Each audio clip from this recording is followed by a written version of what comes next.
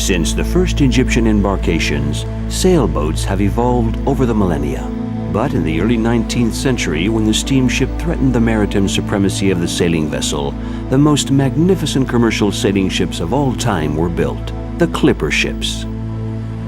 Unfortunately, at the beginning of the 20th century, these giants vanished from the sea.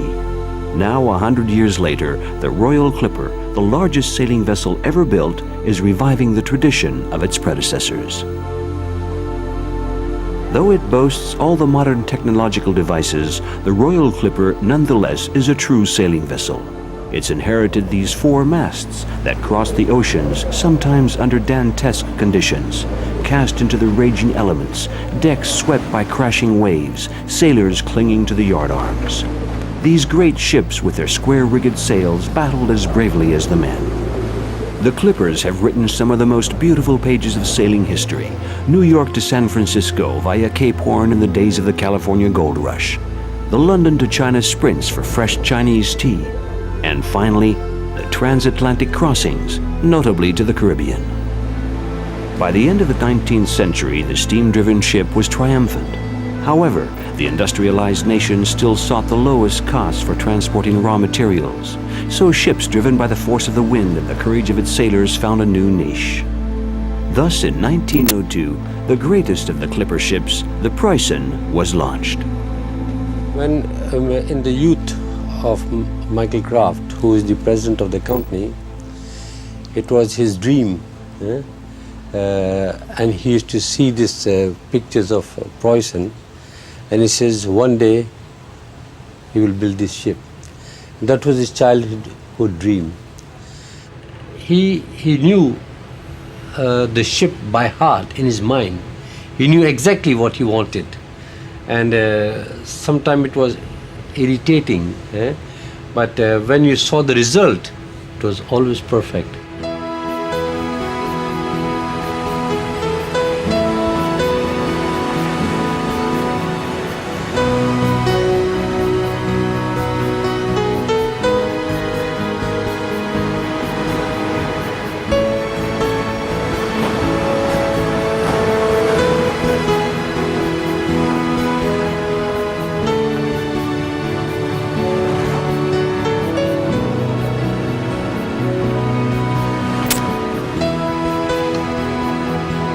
Its first winter season, the Royal Clipper plots a course for the West Indies. The caravels of Christopher Columbus, the galleons of the conquistadors, brigantines of the pirates, and African slave ships. For 500 years, the Caribbean has evoked the wildest dreams, as well as the most horrendous nightmares. Today, the West Indies only hosts yachts and cruise ships, a destination for tourists craving to savor its exotic past. What memories remain of these 500 years of tormented history, and what remains of the legacy of these sailing ships? To find out, the Royal Clipper will escort us from island to island in the Caribbean. Port of departure, Fort-de-France on Martinique.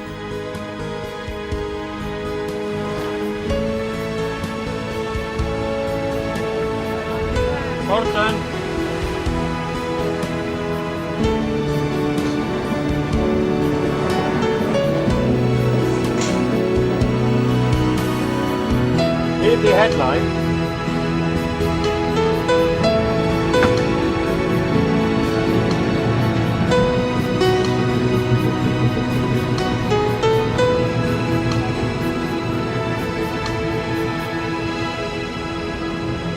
Because of its strategic position, Fort-de-France has been a major port for sailing ships coming from France since French colonization began in the 17th century. Until the mid-1800s, the frequency of arrivals and the time it took to make the transatlantic crossing remained fairly static. In the early 1800s, 2 types of vessels made transatlantic crossings. The traditional great clipper ships that carried merchandise and passengers and made the voyage in 4 to 6 weeks, and the English steamships, or packet ships, that began servicing the West Indies routes in the 1840s. They were able to make the trip in 16 or 17 days. To ensure France a direct connection with the French West Indies, Napoleon III commissioned the Pereire brothers to launch the General Transatlantic Company. In 1864, their first ocean liner was designed and built especially for this route. This cargo passenger ship was outfitted with the customary 3 masts and sails and named the Louisiana. Ships that sailed the West Indies were commonly called schooners, or goélettes by the French. And although there were several classes, the English referred to all of them as schooners, regardless of whether they carried 2, 3, or 4 masts.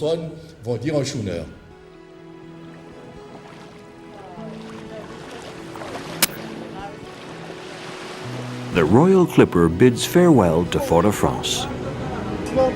In the past, a crew of hundreds of sailors were needed to scale the yardarms on the 4 masts and set the sails. The Royal Clipper has fewer than 20 crew members, but the many electrically operated windlasses allow the crew to unfurl 26 sails simultaneously. However, in case of a problem, the crew is trained to climb up the masts, as they did in the old days. These are experienced seamen. Many are from Russia, where the tradition of sailing is still taught in the naval academies.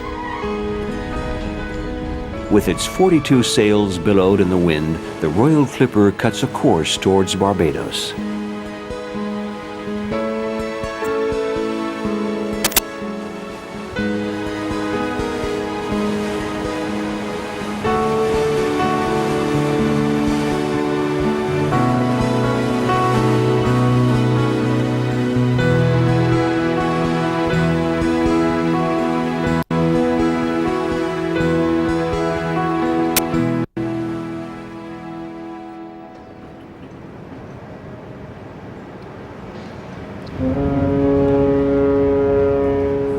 Barbados is unique among the West Indies islands.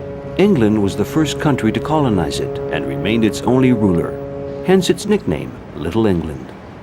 Barbados, with its modern port of facilities built in the 1960s, is one of the most popular ports of call in the West Indies. Removed from the hustle and bustle of the port and huge cruise ships, the very British Yacht Club is a quiet haven, and very often the first stop for sailors crossing the Atlantic.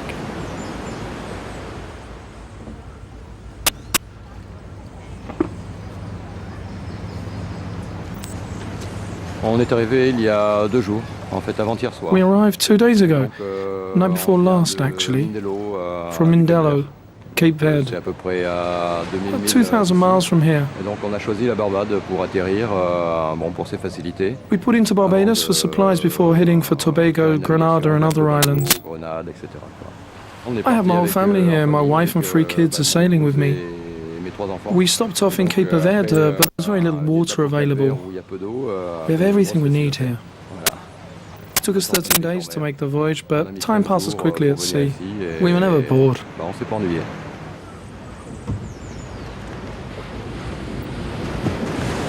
Because we are set to the east of the island chain, every boat almost coming across the Atlantic reaches Barbados and stops at Barbados before going anywhere else in the Caribbean. The prevailing winds are northeasterly. This is why the boats, like birds as they say, sail south and then continue up the chain of the islands, up the eastern seaboard, and use the westerlies to go back to Europe.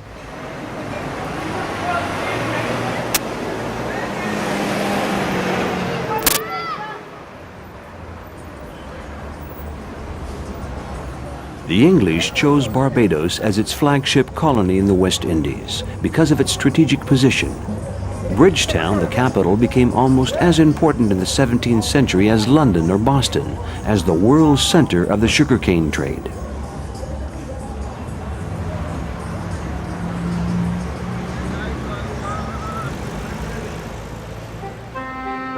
To maintain its supremacy, the English needed manpower. Thus, a triangular trading arrangement was organized across the Atlantic. Slave ships either bought slaves along the African coast or traded cheap trinkets for them. After the slaves were sold to the plantation owners in Barbados, the ships would then fill their holds with tropical produce and sail to England to sell it. For centuries, the island of Barbados was a huge sugar plantation, and until the beginning of the 20th century, to transport the molasses or rum intended for export, local boats were used, the famous schooners.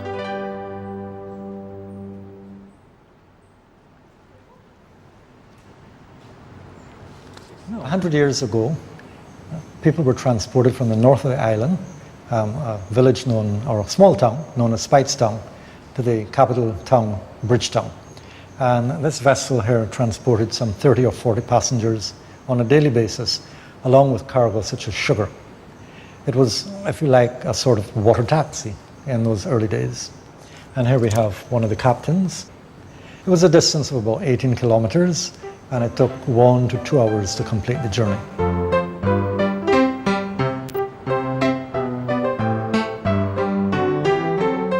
Eventually, the sugarcane market declined, and as was the case in many other islands in the West Indies, tourism seemed to be the only viable alternative. The old dry dock port was considered a blight to the new hotels, shops, and parking projects, and was destroyed. Along with the port went the exciting ambiance that had surrounded the sailboats, cargo ships, and schooners lined along the wharf. Well, the most of the activities was done by schooners. The schooners brought the cargo in, they took the sugar and the molasses out to the big ships. And then we had donkeys and mules, and most of the activities was done by hand carts, people pushing carts, taking the produce to the various places. Well, it was more manual.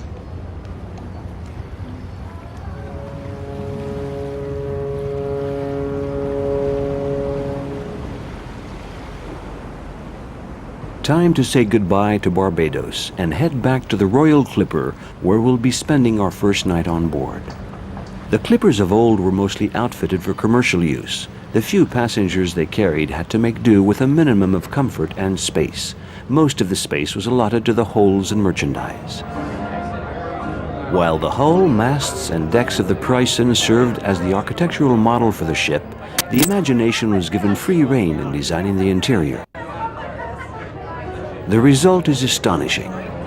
The subtle blending of mahogany and copper evokes the spirit of sailing ships of an earlier era. The open atrium soaring upwards for 3 decks illuminates the wide staircase with its wrought iron balustrade that leads to the restaurant and is reminiscent of the opulent ocean liners of the early 1900s.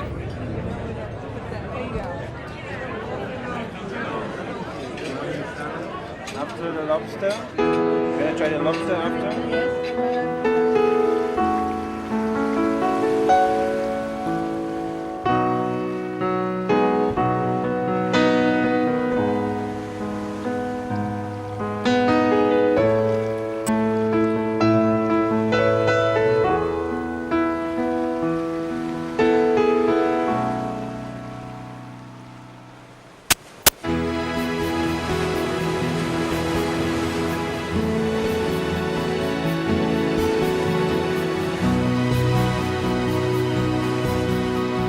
After an overnight 140 nautical mile sail, we're approaching the island of Grenada.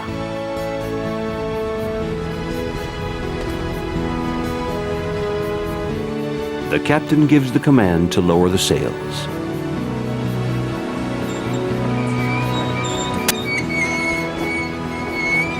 In the olden days, you would have had to come along the wind. You can't sail into the wind. It would have been a different thing. You would have like tacking into the place in this respect, and that might have taken a whole day to get where we go into in 1 hour. It's quite simple at the moment. Just approach the place, and we are doing the right speed. And for me, it's of course after years and years and years, I notice immediately whether everything is okay. And deep or inside, I'm with the ship. So maybe 80% of my brains is working ship and 20% is answering your questions. All done. where do you want us to anchor there? Okay. Port 20.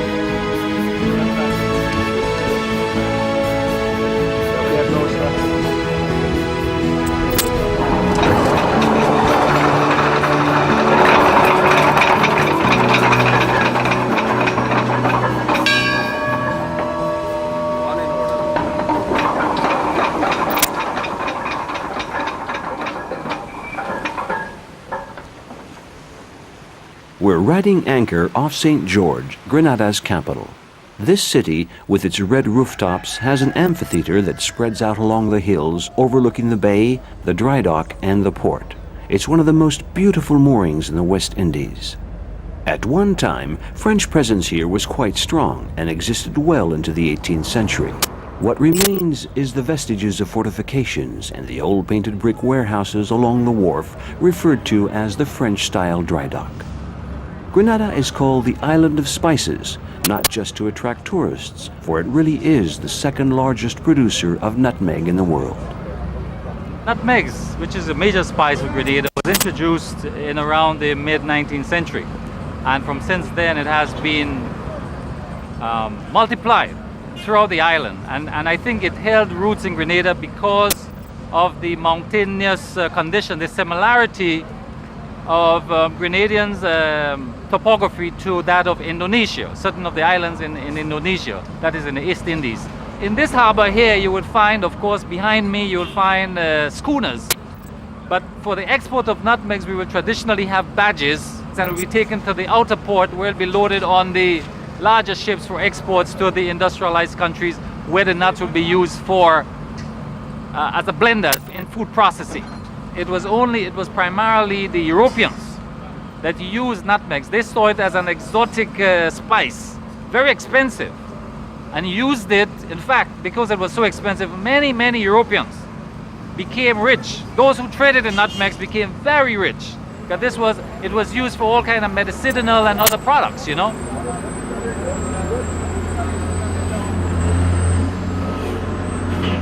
This deep water port accommodates cargo ships from all over the world that come here to take on precious merchandise.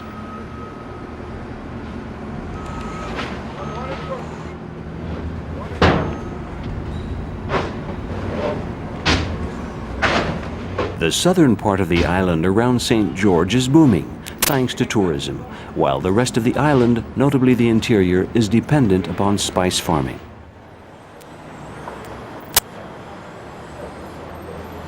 Goyave, a town about 25 miles north of St. George, is home to one of the largest cooperatives on the island.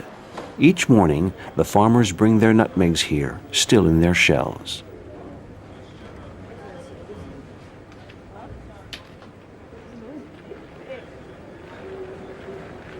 There, in the gloom of the warehouse, the precious spice is sorted, then placed on long shelves, awaiting processing. Now the farmers will go early in the morning, collect the nutmeg, carry it into their homes where they will remove the maize from around the shell, place the maize in the sunlight for a couple of hours to extract the moisture, after which time the nutmeg is carried to this factory. On arrival, we have to do an examination, and this is to ensure that the farmers are bringing good quality nutmegs. The position of the nutmegs on the shelf indicates the date they were received. The shells are turned over once each day to speed the drying process. They will continue to dry along the shelves for several weeks, until they're placed in sacks and stored on another floor of the factory.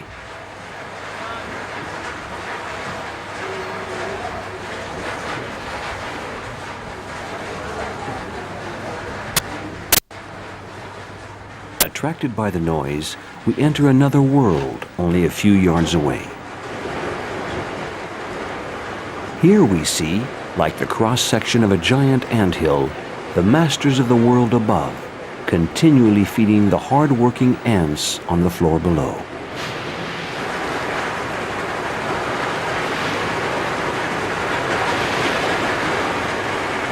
Thrown, sucked into the funnel of the mill, ground, the shells of the nutmegs are partially crushed, Then they land a few yards further down in the workshop.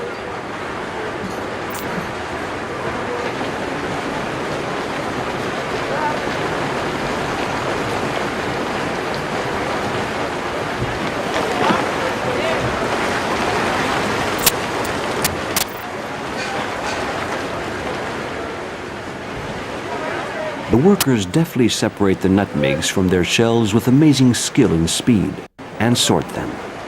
Paid according to their output, they keep count by making a mark on the workshop wall for each sack they fill. It's painstaking work, and the pay is miserably low. So Wilson spends his days in the workshop selling lottery tickets. It's almost like he was selling dreams.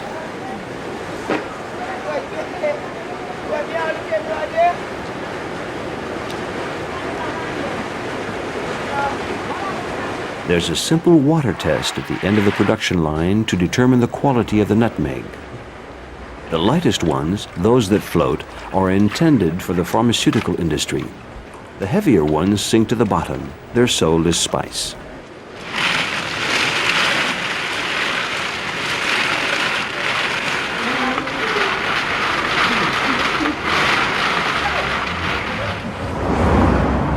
Outside, far from the din and gloom of the factory, Grenada once again assumes its tropical beauty.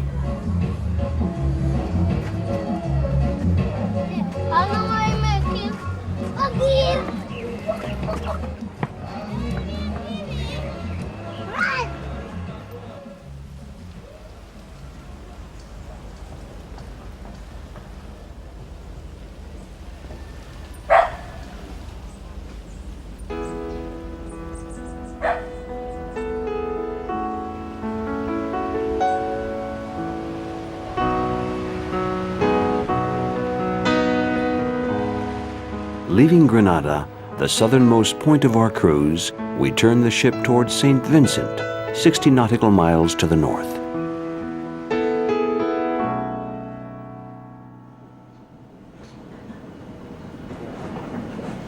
We're approaching St. Vincent, but the calm winds have thrown us off our schedule. The Royal Clipper must start its engine.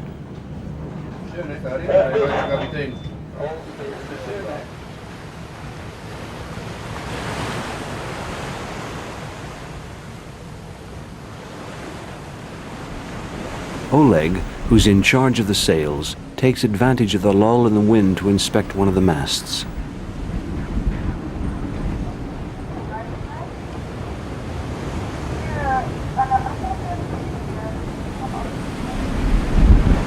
In Russia, a lot of tall ships. It's a very good school, very good sails, tall ship school. Yeah. I'm working before on the biggest in the world, Sidon. Now this one is biggest in the world.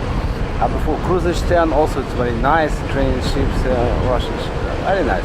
If there's something broken, yeah, I have to fix. I have to go up there, fix it, take it over the sails, put a new one. But brand new, the ship is new, just less work. But before it was a lot of work, yeah.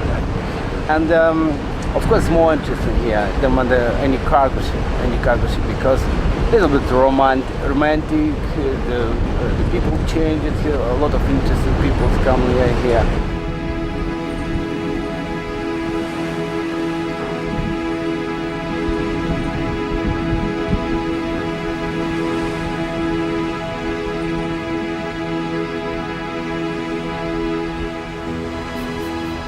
The Royal Clipper drops anchor in a little cove called Indian Bay, only a couple of miles from Kingstown, the capital of St. Vincent.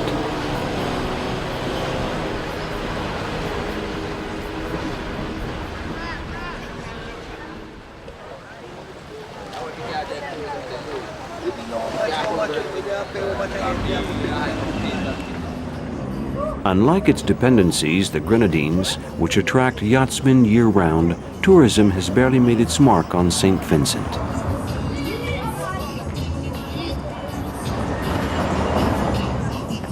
Nothing has been done to upgrade the downtown streets near the port, or the markets in order to lure tourists, which is rather the exception in the West Indies. But what the island lacks in tourist dollars, it recoups through farming and fishing.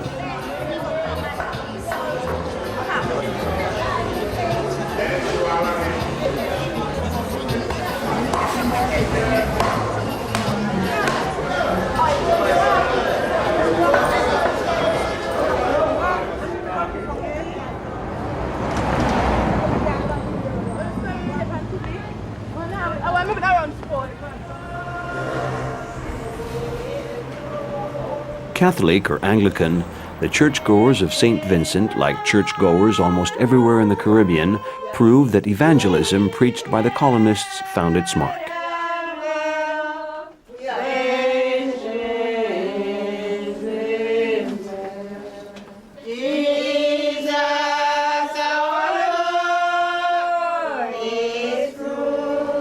However, evangelistic activities here in St. Vincent failed. Until the mid-1700s, St. Vincent was Indian territory.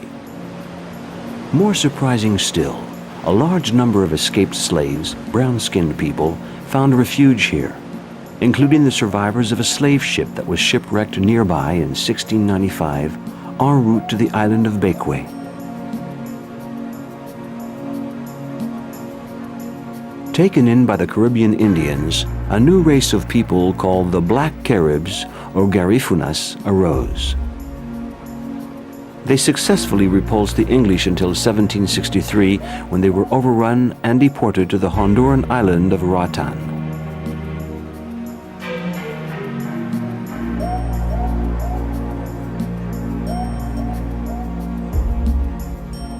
The collection of paintings by William Linzell depicting this episode in the history of St. Vincent hangs in Fort Charlotte, overlooking Kingstown Bay.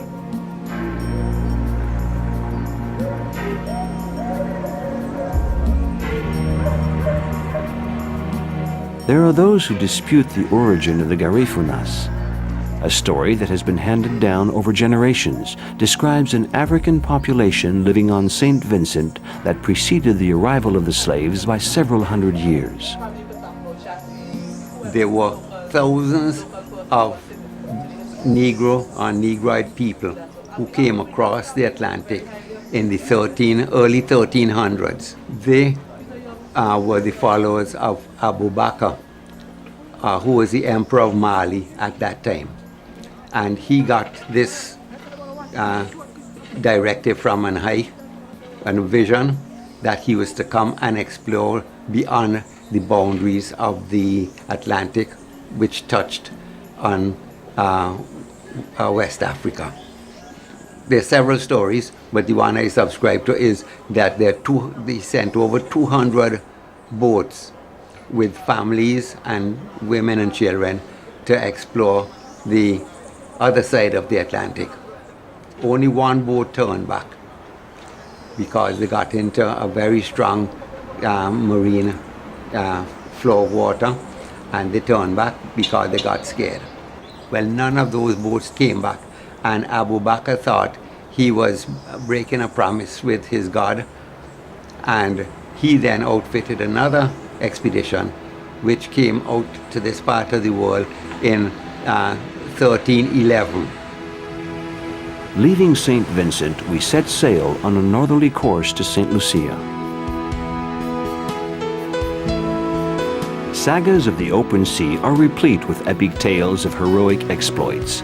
Many of these stories are the embellished accounts of sailors, such as the deeds of Sinbad in the 1001 Nights. Yet some contain a grain of truth. Leif, the son of the Viking Eric the Red, really did set foot on Newfoundland in 992. So who can say with certainty that Abu Bakr did not reach the West Indies 200 years before Columbus?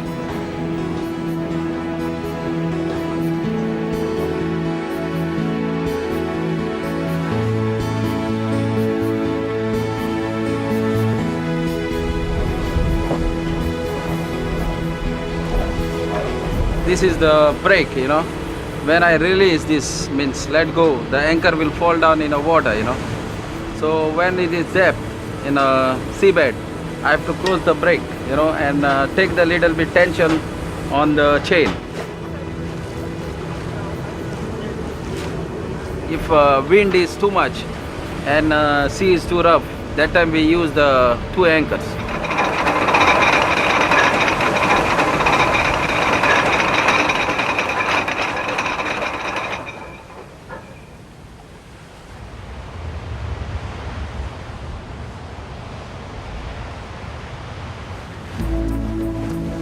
It became obvious to us during the voyage that the old-style traditional sailing boats had all but disappeared from the coastal waters.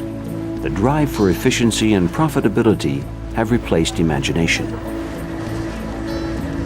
Yet, on the contrary, moored here in this little cove of Marigot Bay, there is a flotilla of boats being tossed every which way, an indication that tourism can open new avenues of commerce, sometimes in surprising ways.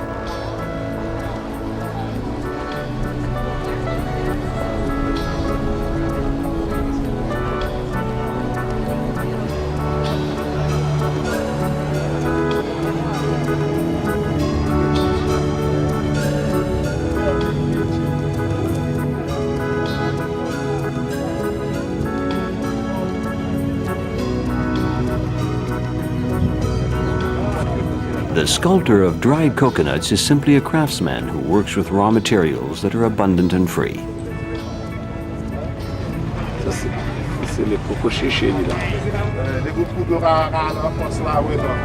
Yeah, that's my main job. That's enough to live? Yeah. That's the way I'm making my money from the cruise ship coming. That's how I make my living. This is for $22, you get it for 20.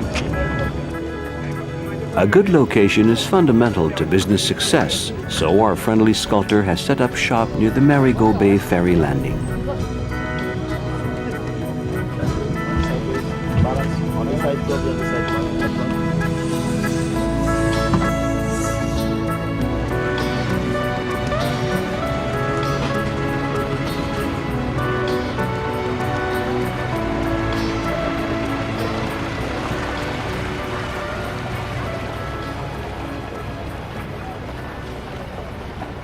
Lots of people like the ferry, especially going back and forth, you know, they find it's fun. I do a lot of transporting people all day long. It's a 24-hour service. And this is the only one ferry here? This is the only one ferry, 24-hour service. What can I do if I want to go from a side to another one? Okay, well, you'll have to do some swimming, I guess. That's why they put the ferry on 24-hour service. There is no road to get across.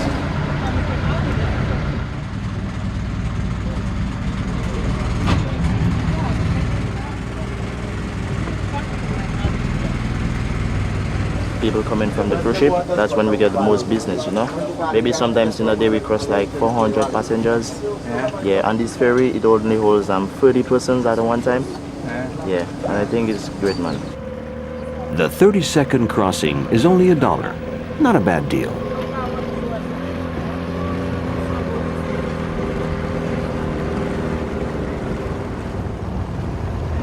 Tourism is very important for this island right now because tourism becomes like one of our main industry right now for the island, because if not tourism or the banana crop, then the economy is very low, you know, on the island. Right now we do really appreciate tourism. My wish for the island is to see that the people, you know, get motivated in the right way and, you know, having the love and, you know, see the island prosper, you know, see everybody have equal opportunity and, you know. Are you afraid to see more and more tourism coming here? Well, my brother, it's nothing like being afraid. It's the reality that tourism, you know, have to integrate on the island, and tourism, white, black, Indian, whatever, it's an open world, you know. You know, you just want to be where your heart is. So it's no problem with me, and you know, I hope if there's a lot of people who would feel like me, then the world would be a better place, man. Musing over this profession of faith that views tourism as a way of doing business while loving one's neighbor, we bid farewell to this tropical paradise and once again board the Royal Clipper.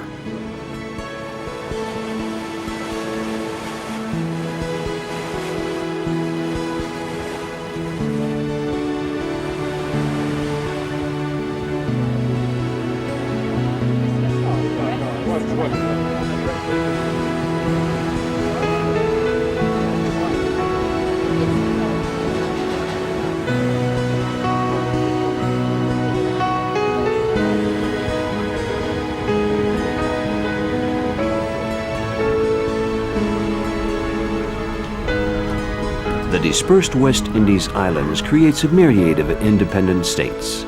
This makes traveling between the islands difficult. Apart from the yachts and cruisers reserved for tourists, there's still the odd passenger boat that guarantees transportation for the local people.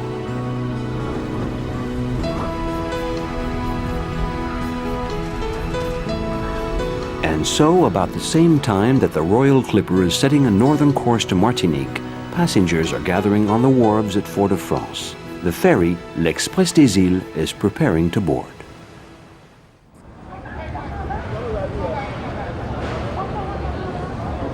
The boat, l'Express des Îles, shuttles back and forth 5 days a week from the south of Martinique to Saint Lucia, and also from northern Martinique to Dominica. From Guadeloupe, there is a daily connection between Fort-de-France and Pointe-à-Pitre from December 1st through January 31st. We were the first to offer regular passenger service between these islands. There used to be other boats sailing between southern Guadeloupe, Martinique and Saint Lucia, and perhaps between Grande Rivière and Dominica, but these trips were not frequent.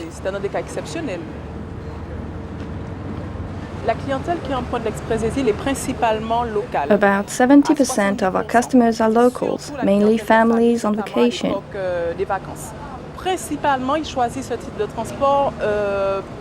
Primarily, they choose this means of transportation because of the price. It's half the cost of flying. Plus, it's obvious to me there's a certain friendly atmosphere amongst the passengers that just doesn't exist on planes.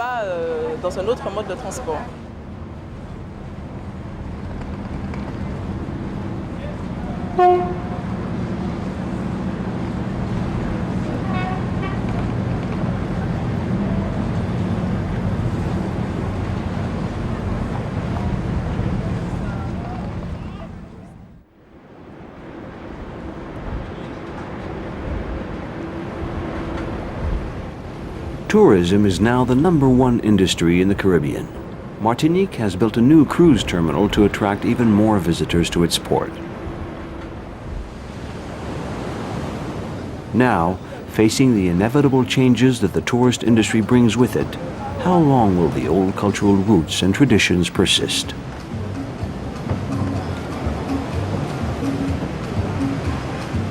In the village of Le Diamant, on the south side of Martinique, the traditional Gommier boat race is one of the highlights of the annual festival.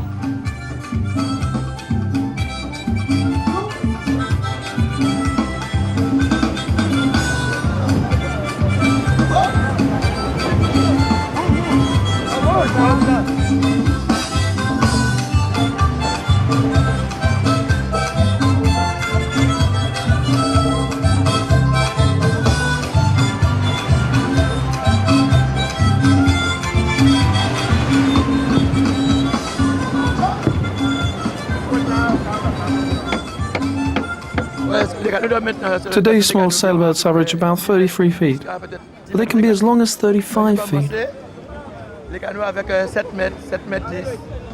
When I began racing, these boats were only about 23 feet long. Today, the bigger boats require a crew of about 9 men, and we only carried a crew of 5 or 6. I started racing when I was very young. Those were the days. It was so exciting. A good 24 sailboats competed. It's different today. You don't see nearly as many.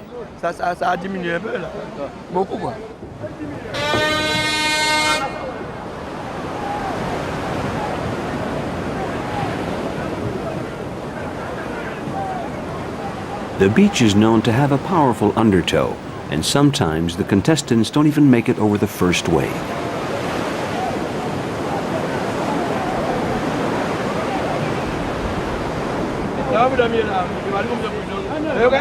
A part of old Caribbean culture, Gommier boats were fashioned after the canoes that the American Indians used to get from Amazonia to the West Indies. Originally, these Gommiers were hollowed out of a gum tree trunk with a hatchet, hence their name. It's a long race. The participants must complete a triangular course marked by 3 buoys. The supporters have time to argue their favorite team's chances.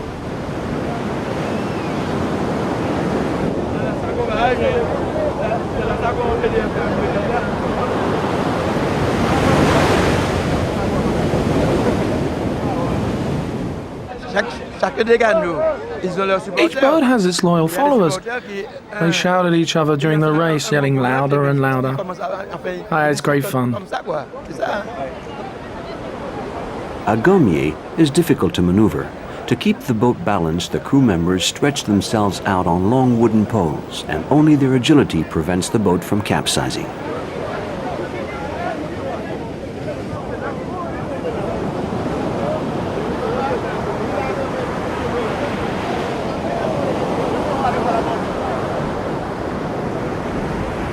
At one time, the gommier was used for fishing. Today, it's used only for racing.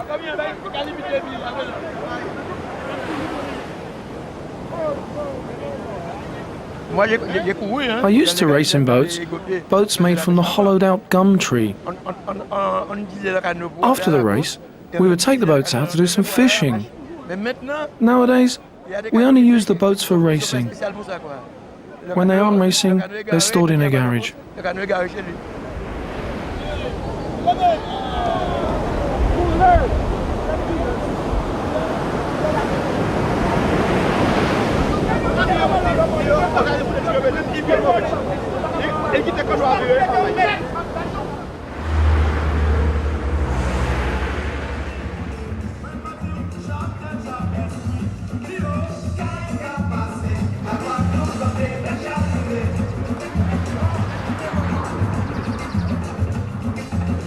Bellefontaine is one of many fishing villages along the coast between Fort-de-France and Saint-Pierre, the former capital. In the past, all along this shore, protected from the raging sea, the fishermen used a very particular net. Today, this practice has almost disappeared, but a few residents of Bellefontaine have formed an association to preserve one of the last of the island's rituals.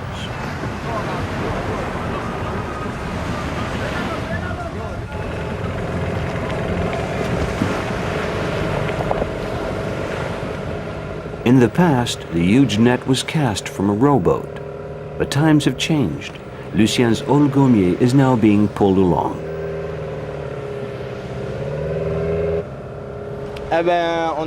There, the net's been thrown. Now we motor along. This particular practice is popular in the Caribbean, especially in the villages of Chelcher, Casse-Pilote, Bellefontaine, Le Cabet, Le Saint-Pierre, and Le Prêcheur. Once unfurled, the net, which is several hundred yards long, seals off the entrance to the channel, imprisoning the fish found there. Now it's up to the men and women on shore to raise the heavy net. This kind of net fishing is a collective task in the broadest sense of the word. Teamwork, courage, and mutual respect. These are important to me. You need a crew of at least 10, depending on the size of the net. The net is equipped with floats and uses sinkers for ballast. As the net is very long, wide, and heavy, we need all hands to help pull in the net. In the past, the entire village participated, and for their hard work, they shared the catch. Even the poorest members of the community were well fed. Today, tourists willingly participate side by side with the natives, a friendly gesture to help preserve the tradition.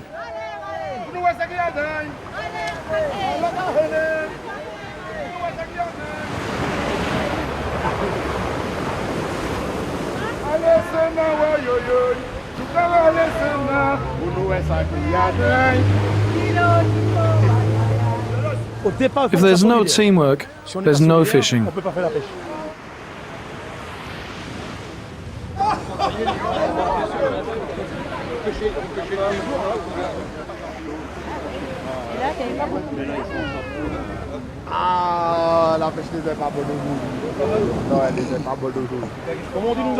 at this, hardly 2 pounds of fish. Not even 2 pounds.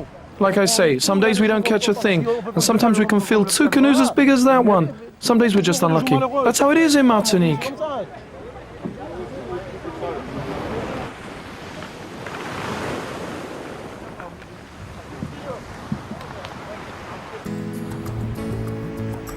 Located near Saint-Pierre, the former capital of Martinique that was destroyed in 1902 when Mount Pelée erupted, we find another fishing village, Le Carbet.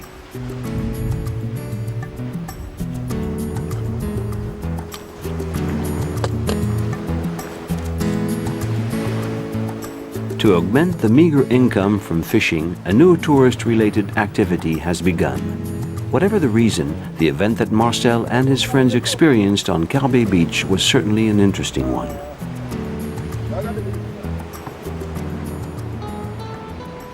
The cabane du pêcheur started about 5 years ago. One day some tourists walked by and asked me where they could eat fresh fish. I just returned from fishing, so I told them if they wanted to wait a couple of minutes, I would cook them some fresh fish myself. The spirit of the cabane du pêcheur is that the fishermen are able to sell their catch of the day.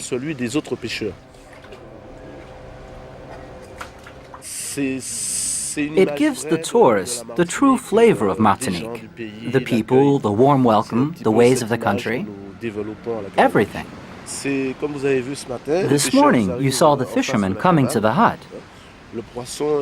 They bring fresh fish. We fillet them, and they become the fresh catch of the day in the Cabane du Pêcheur restaurants. And it is eaten that very day.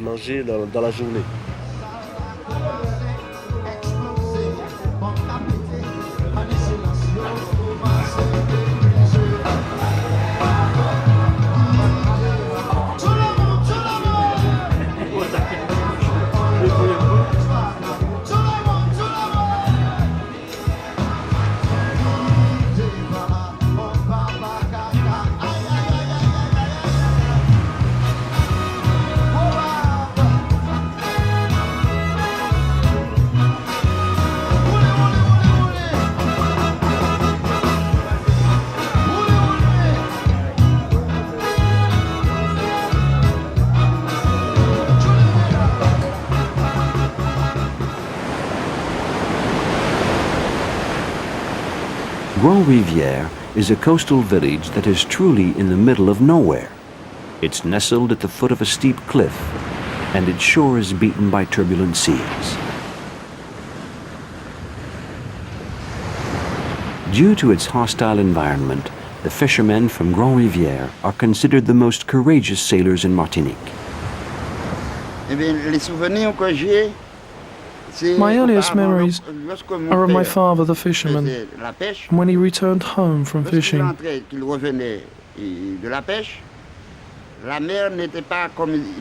The sea wasn't like it is today.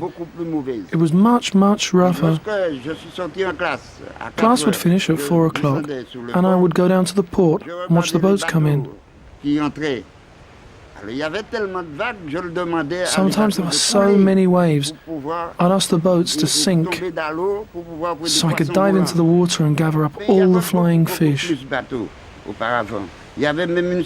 used to be many, many boats then, as many as 100 boats.